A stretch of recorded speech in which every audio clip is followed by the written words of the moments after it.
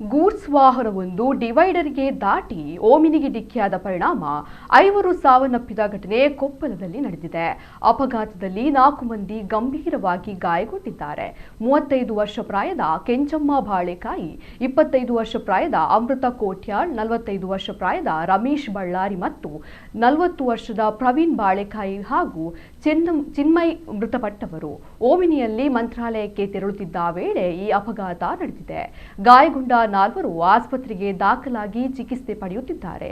ಸ್ಥಳಕ್ಕೆ ಪೊಲೀಸರು ಭೇಟಿ ನೀಡಿ ಪರಿಶೀಲನೆ ನಡೆಸಿದ್ದಾರೆ.